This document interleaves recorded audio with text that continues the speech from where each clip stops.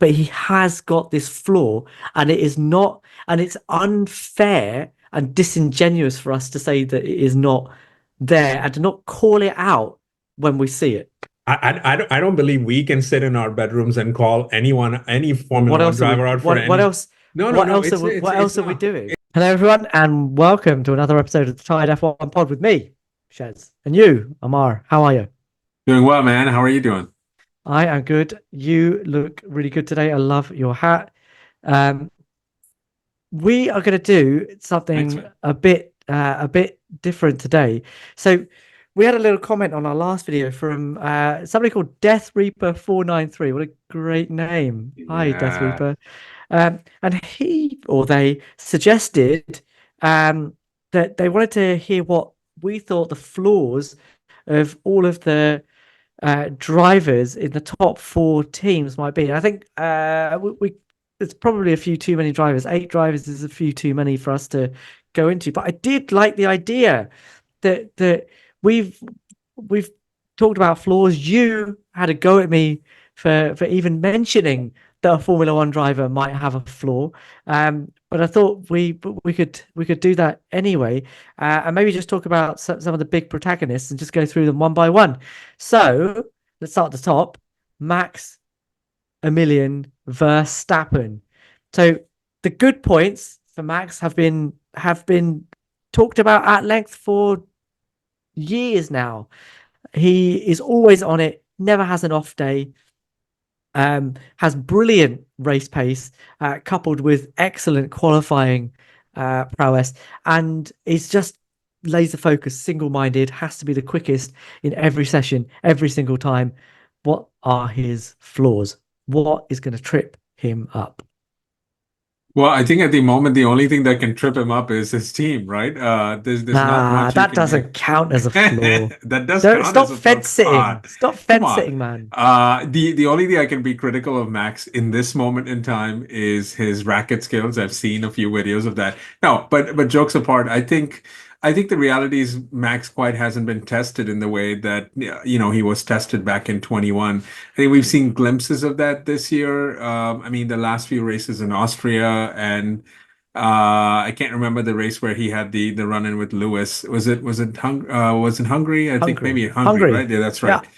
So I think that's the only thing you can really pinpoint to right now. Look, we've come on here and said that he is driving the heck out of this car, and that we've come in over and over again and talked about the fact that Red Bull would be nowhere if it were not for Max, and you can just see how far in a way he is in comparison to his own teammate, right? We don't even think about Checo as a serious top five, top six candidate race week in and out. So I think that speaks a lot about that. It's hard to be critical of Max right now, other than let's see what happens if the pressure gets ratcheted up these next 2, 3 races, and if he has to compete for positions, and we have to kind of add that, right? Like, look, nobody's sitting here today and talking about Max losing the championship, but these next 2 or 3 races, if he's out of the mix completely, like if he's not even stacking up in the top five, top six on pure merit, we'll have to see what that looks like.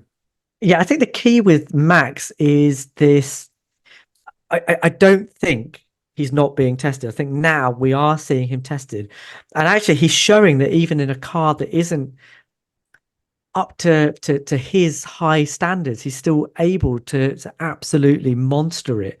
So um, I think he is being tested, but the little nick in his armor is still how he handles wheel to wheel combat in high pressure situations. It doesn't actually necessarily matter who he's up against necessarily, because it's happened now against Lando, it's happened against Lewis this season. It's just that when things are starting to get outside of his control, he starts to become a bit ragged. I don't have an issue with the way that he fights wheel to wheel. I did. I still I'm not a massive fan of that form of racing, but it is effective. And he's turned what I think in previous seasons was something that was a liability into a strength. We're going to talk about turning liabilities into strengths again in a second, I think. But Max has definitely done that. But the tiny chink, the tiny little bit of light that other drivers will see is that when he is put under major pressure, he doesn't always react in the way that you would that is beneficial to him and his race ultimately. And I think Hungary was a good example of that. However, you want to apportion blame for that incident. Yeah, he got a penalty for it. Uh, or even Austria, where he again was given a penalty, but you can you can argue that one much more acutely. These are instances where these things didn't have to happen.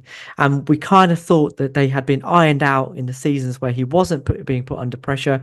But as soon as he is now put under pressure, he reverts back to that again. It's not a big thing. It's not costing him a world championship this season, but at some point it could. And that is where I think is the only little flaw that we I have will push for back on that Max. quickly, and we don't have to go Hit into me. this in depth, but this Yeah, is hit me. this is a bit of a biased perspective to classify that as a flaw, right? I mean, to me, this is not it's just driving style. I mean, when Senna did it for all these years, I mean, look, we now Don't like. I'm immortalize not a him fan of in Senna. many ways, and that's fine. You can or cannot be a fan of it, right? But I think a lot of the narrative has been I hate to say this, it's just been a very sort of anti-Max sort of rhetoric, in my opinion, personally, and it only comes out of one corner. And I just want to come out here and defend, not that Max needs any defending from anyone, not the last one to defend Max would be me in some cases, but the reality is that is just driving style. That to me is not a flaw or a chink in an armor or a weakness kind of thing. You can call it a high stakes sort of gambling kind of move I where would it is all or nothing. But I I cannot sit up here and look at that as a flaw necessarily. I'm gonna push back on your pushback because actually when he wasn't under a huge amount of pressure in wheel to wheel combat, he was inch perfect. You look at how he dealt with George Russell, with Lewis Hamilton, apart from the Brazil thing. In general, in 2023, he was flawless, right? Yeah, but But even and yet we turn up in 2024 and the car isn't there. He's being put in a position where his team has given him a car and a strategy that right. isn't Okay. perfect, and he makes mistakes in wheel to wheel combat, and Well, but that is okay, but let's be fair. In 2022, they were not they were neck and neck with Ferrari for the first half of the season at least.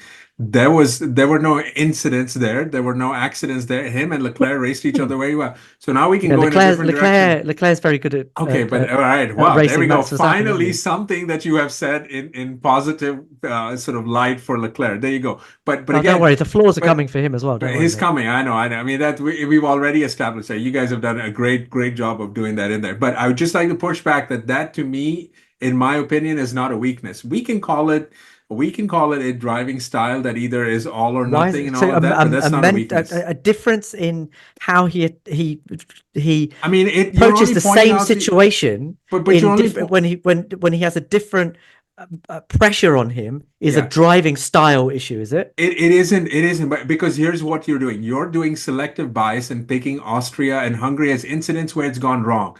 We never talk about it in places where it goes right. We're Tell me only when here it to talk has. about, but Tell me there's when it has nothing to then. talk about. But there's So tell nothing me to when it talk has about. gone right. The only time why he's well defended is fine. I mean, look, even Austria, we can debate that. Like we came on here right Come after on, Austria and then we walked everything back, right? And said, and you just got done saying you can debate that. So even those are 50-50 calls. So you cannot sit up here and say but that it that's was a a flaw. situation where if he had just backed out of it, I don't he's not going to lose points. He's not going to that lose that a is a championship, that's a matter of opinion. Yeah, yeah, okay, and but it's that's a risk versus reward calculation. I sure, still think in those sure. situations he comes out on the wrong side of it. I don't think that's a driving style issue. But if you're I telling think that's me a that false narrative. that there are episodes where in that risk reward scenario he has picked the right way to go when the pressure's been on, I'd like to hear your example. Well, I don't have a list of those, right? Thank Because you. but no. Don't thank you me.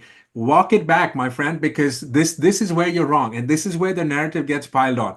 We see an incident, and then there's a corner of the media, and I don't want to call it bias, but there is that piles on those incidents.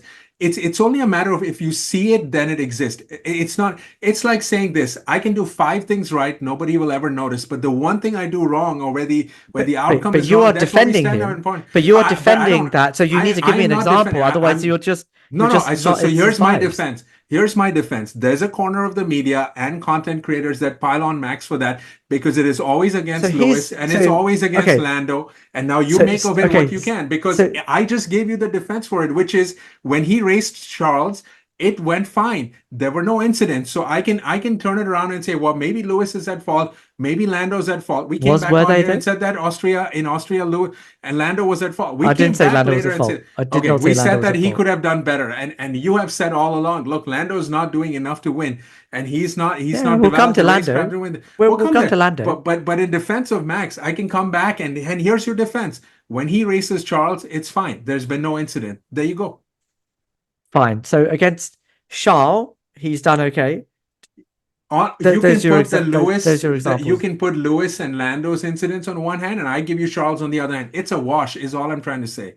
You can't say it's a chink in the Yeah. armor based on the outcome. But And you can come back when the and say, look, outcome he's not doing enough to win the championship. That might be a different debate altogether. Like if he that loses is the it is championship, it. That is it. but no one's sitting up here and saying today that he's going to lose the championship either, right? I So he's agree. So done enough. that again makes He's done enough to win. okay. That's all that So the matters. difference between finishing second and finishing fifth is inconsequential in your eyes. That's fine. We're gonna have to No, move on no, to no, the no, it next. isn't. That's We're a gonna have to false move on narrative. to the Again, this Ammar. is the bias That that's is coming out. basically that This is what you've happens just all the said. time. And I sit up here and listen to that, but this is clearly a bias there. We can move on, but that's what I'll say.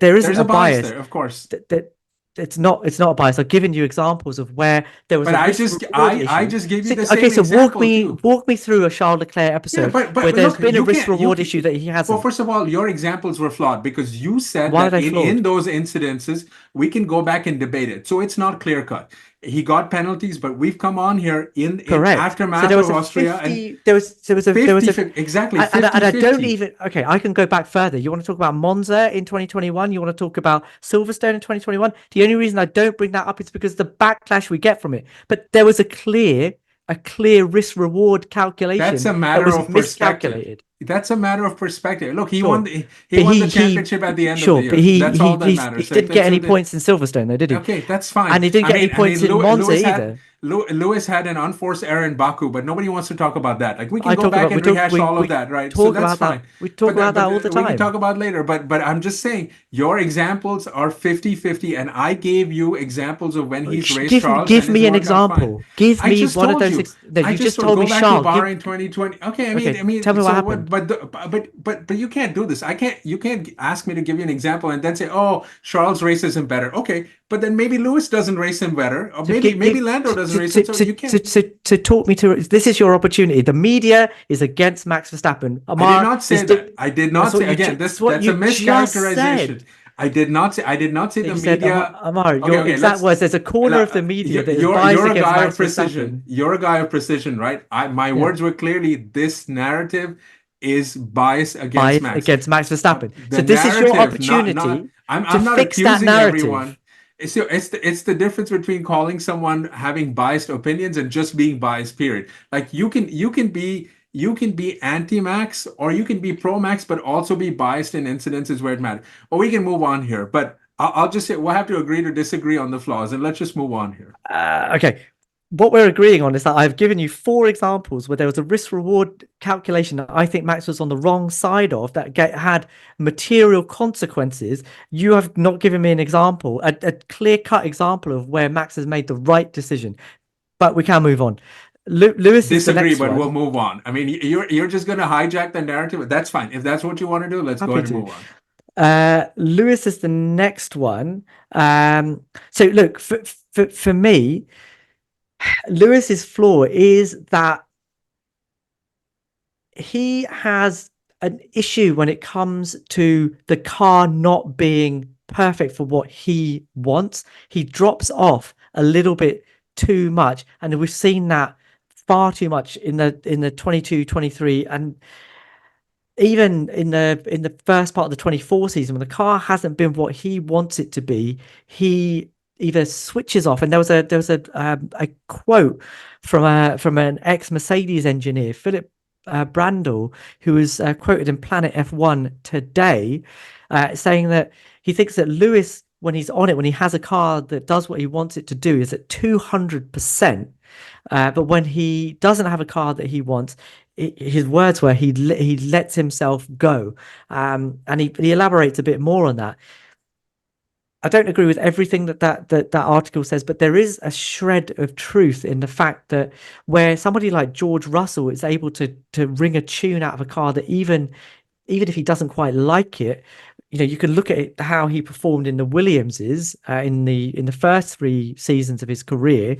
He's transplanted that into this Mercedes, and Lewis hasn't been able to match him, especially in qualifying. We've talked about it so much, but this generation of cars, his style of driving, he hasn't been able to adapt it. And he said himself that, look, you know, I'm at a stage of my career, and I'm paraphrasing here, where I'm not gonna the energy that I need to expend to change my driving style. I'm just not going to expend that. I'm gonna, it's gonna take me further backwards. And you look at somebody like Daniel Ricciardo, and that's exactly what happened to him. He did try to change his driving style; it didn't work out for him. And I think but that is the flaw that Lewis has, that when the car isn't quite to his liking, he can't get the tune out of it. When it is to his liking, like Philip Randall has said, is 200%, right? It's magic that happens.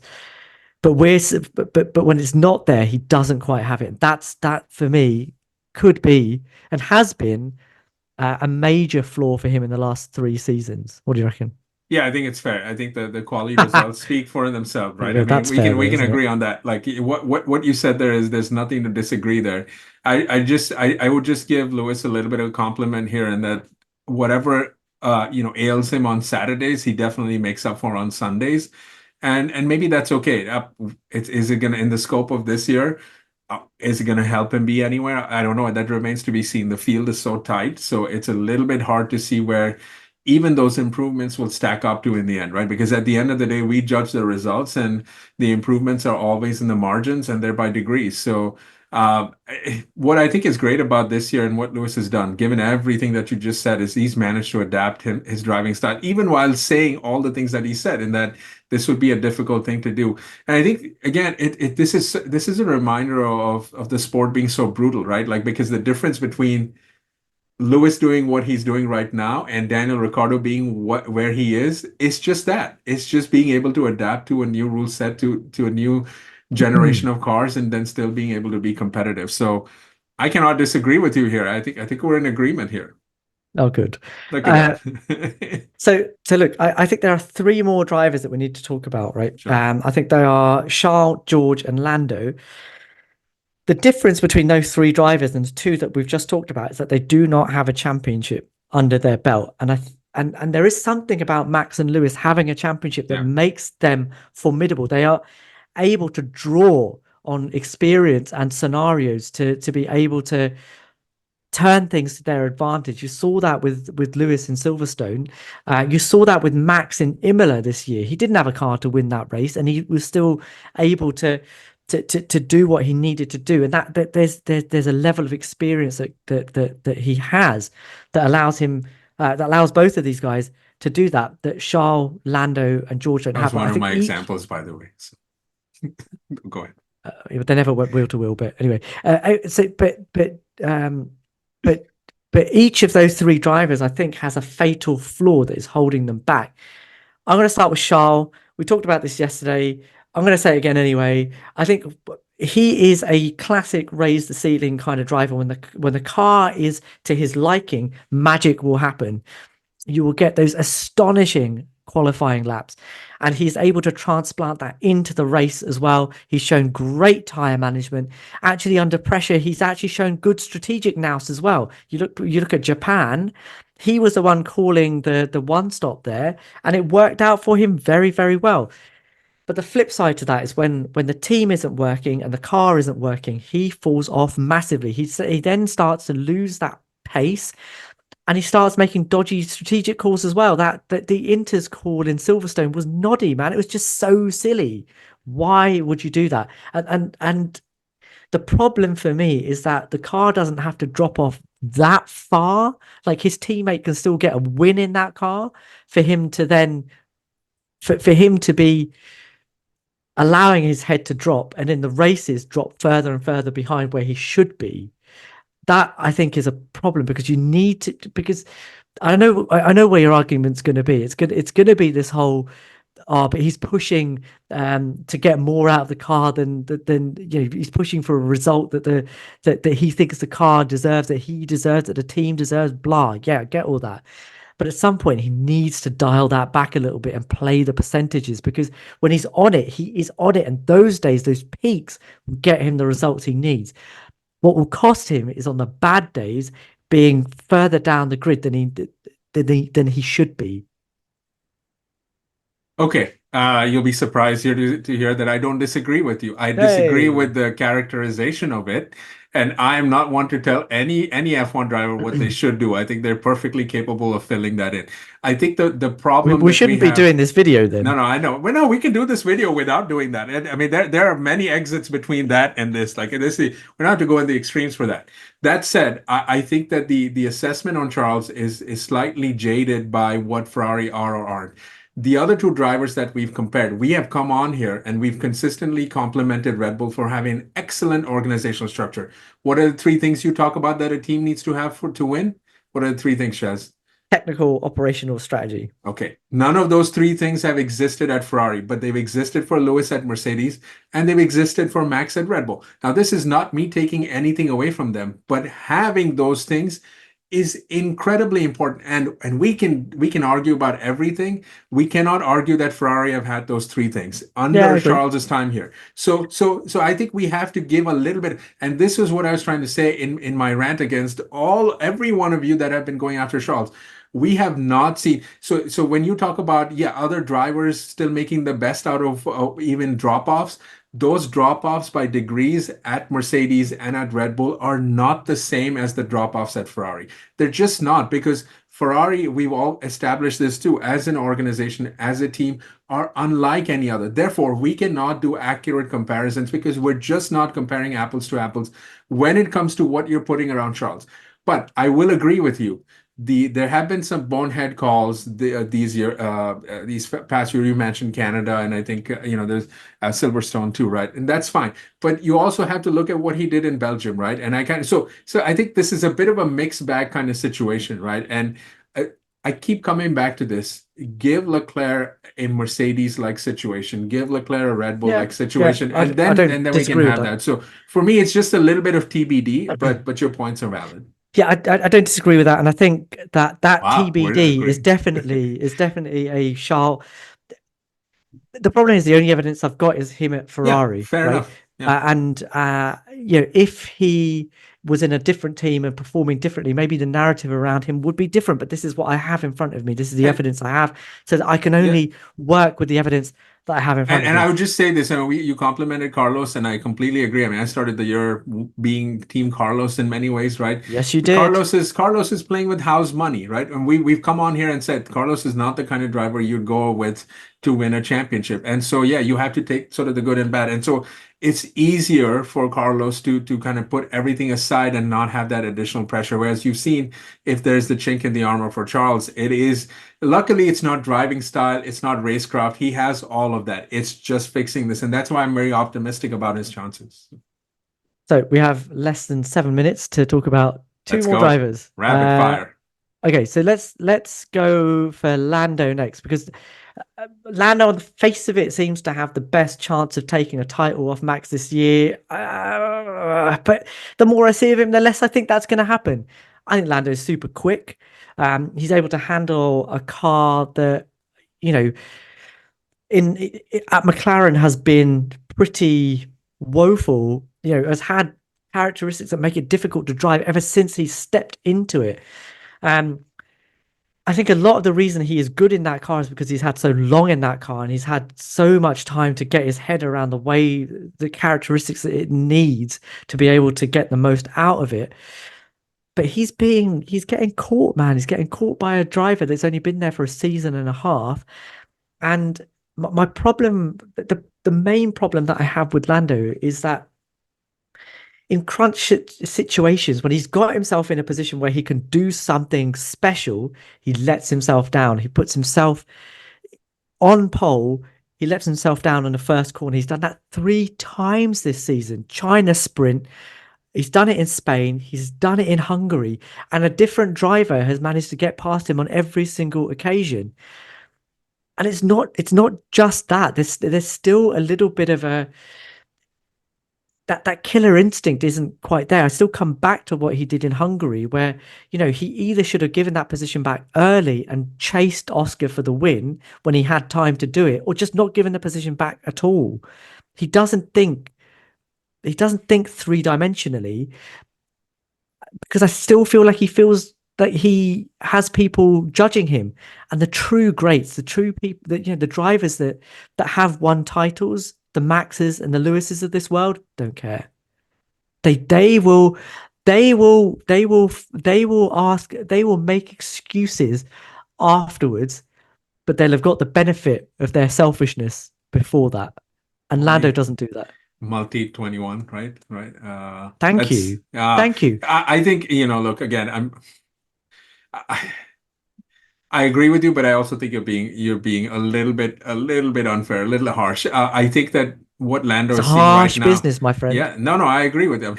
We're here to be harsh on drivers for sure. And so But Formula One in general is a it harsh is business. absolutely harsh. I mean, I'm pretty sure he's not listening to us, but kind of tell him that. But here's my thing. I think that Lando has arrived at the scene being second in the championship on account of McLaren outperforming what they had said they would do. I mean, I have infamous words etched in my mind from Zach Brown saying that he didn't expect McLaren to be competitive until 25. Yeah, so in a sense, they've arrived very far more quickly than I think any of them expected. Now, I think you're fair in saying that, look, if you're here now, and you got to win, and you got to have everything that you just mentioned, which can all be boiled down to a killer instinct, right? And him having it or not having it, I again think that so much of drivers' personality and sort of outlook on life is sort of dictated in the way they drive. And I don't know if this is the winning formula for him or not, but I certainly think he's also benefited from the fact that there's been a drop off from Ferrari. And you could have argued, right up until Monaco, we thought that Charles was going to have, be able to mount a challenge against Max, and that quite hasn't happened. So there's a little bit of that as well. I think ultimately, you're right. I'm not sure that he will be the guy to hunt Max down, especially if the last few races are sort of an example of that. It's also been the racing right against Max that we still sort of question. So what I'd hope to see coming out in these next 10 races from Lando is that he can be far more aggressive, especially against rivals, right? Maybe not necessarily his own teammate, but that'd be Yeah. interesting to see. But again, as you mentioned, it all kind of goes back to, do you have the killer instinct or not? And it's either there or not. Yeah. I agree. I mean, it is something that could be developed, but that notion that McLaren are new to all of this. But I You, think, you, Shez, you, there's something about human nature with that too, right? They were not expecting to be here. I mean, we all started the season knowing that yeah, Max would run away, and no one thought that whether the other teams have caught up or Red Bull have dropped off or both. I don't think anyone predicted being but this Ammar, close, right? I would say that somebody like Max Verstappen, he doesn't need the opportunity. He Yeah, but doesn't. Max is one of one, right? I mean, But that doesn't. But well, that's what you're but competing against. He's on the I, same grid. So, and my argument is that Max didn't need a second invitation when the yeah, opportunity but is there. I Boom, he'll agree. take it. But I mean, if I take a little bit of issue with what you said is that you're talking about all-time great. So we're not ready to put Lando in that zip But code but anywhere isn't near. that But what he's there are trying to one-time be? champions too, right? They're one-time But champions too. that's And I think before you become a multiple world champion, you got to win one at least. So all the I don't more know. reason. If you think that Lando is a one-time champ only, all the more reason to be I didn't taking the say that, but opportunities yeah, but I to said be that taking the on the way. opportunities when they present themselves. Yeah, sure. And I think that's the fair criticism, right? And I think that's the criticism you can lay on McLaren as a team as a whole. I mean, look, it would have been nicer if they too had sort of decided and said, look, we see a clear path to beating Red Bull and Max. Let's go ahead and place all of our horses in that one basket because Lando's been our number one driver forever.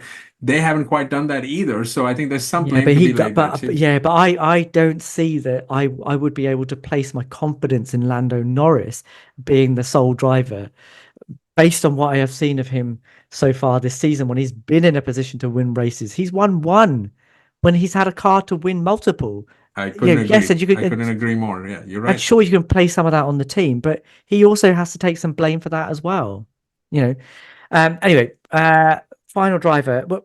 Um, we will do one honourable mention, I think, at the end. But let's talk about George Russell. I've waxed lyrical about George. I'm not blind to his flaws, but he does have some qualities. His one lap pace is, I think, top three on the grid. I think it's Max, Charles, George, and you can argue which way Charles and George go actually, because I think he's that good. And he's shown up really pretty well against a seven-time world champion in the other car. I think he's been very, very, very good. But he does have some fatal flaws. And even if you thought that he was starting to get over them, when he's not in a position where he is in the lead and about to win a race, stuff happens, you know. Um, Sometimes that happens out of his control. So 2020, when he was about to win the Sakir Grand Prix, two dodgy pit stops later, he was suddenly down in ninth, winning his first points ever. But then you look at Canada last year, where unprovoked he went into the wall. You look at Singapore last year, where unprovoked he went into the wall. In a position where he might be challenging for the lead.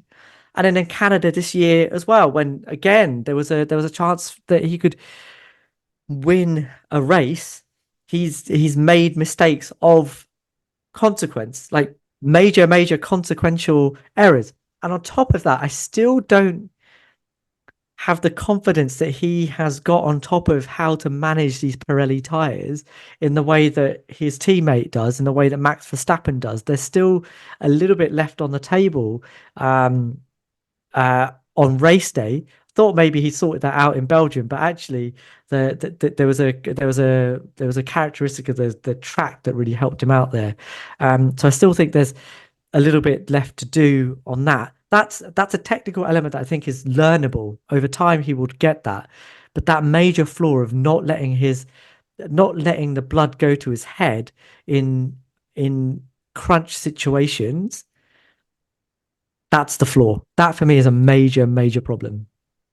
Yeah, I think you gave away all my points, all the flaws. The greatest memory I have of George Russell goes back to when him and Valtteri Bottas came together. What was that rain-soaked race? What was it? Oh, Imola 21 Imola, that's right. Yes. That's helped out that's the my other memory. That Mercedes-Benz driver that, that day, didn't it? Indeed. And that to me is sort of symbolic of George Russell right now. I think that's a very harsh assessment by me, but that's sort of what I remember. And I think the Singapore example, the Canada example just sort of kind of comes back to that. So, whereas we have talked about Charles making bonehead strategic calls, we cannot, we have to kind of look at George and his racecraft really.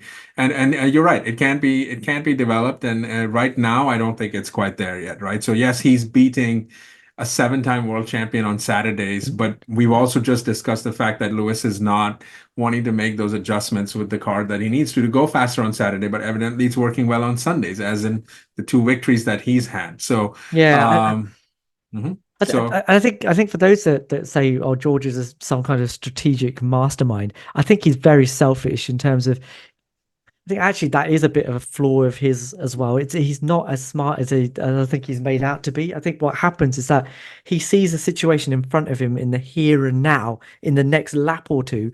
I want a change now because I've seen this person do this, or why is this person behind me? And there's no forward thinking to how that might play out towards the end of a race and where that might put him.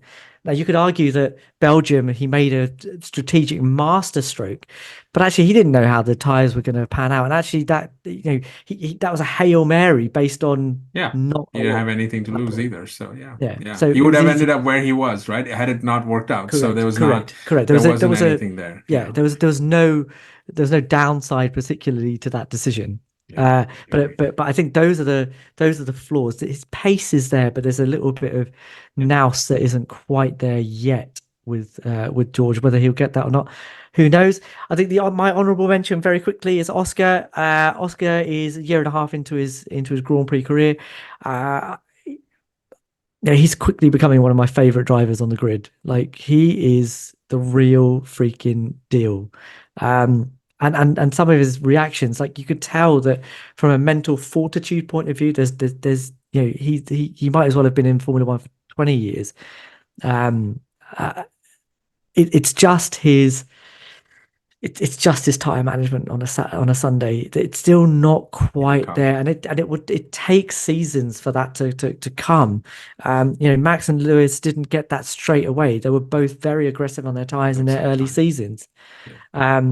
And I think Oscar will get it, but when he does, I think he's going to be nigh on I unbeatable. agree with you. I think this is the one place where we're going to find solid agreement. I think that once the tire management thing gets sorted out, and I would particularly point to 25, right? I think it'd be really, really interesting because Oscar will have come back with a highly competitive McLaren and having definitely been on top of the issues that he's had right now. Yeah, yeah, It'll be very interesting to have those discussions and debates between him and yeah, Lando yeah, next year. yeah, So it's just a yeah, matter of time. It's yeah. it's a matter 'Cause, of yeah, when, not if, right? Yeah. yeah, I agree because I don't see many weaknesses other than that, and that's a learnable skill Yeah. that he is learning right now. It's very Right. much doable. I think those are the drivers that I wanted to talk about. I think we've kind of run out of time here. Oops. As usual, please subscribe. I'm sure everyone will have an opinion, especially about our first driver, who we've top loaded, front loaded for you. Those are the two arguments. Don't come at us. Don't kill us in the comments. Just be nice and just have a think about what you're saying. These are just our opinions. I don't hate Max. Oh, I Ammar don't hate. doesn't. We don't hate each other too, right? We should. But as usual, we do read every comment and we do reply to as many as we possibly can. We will see you guys in the next one. Later.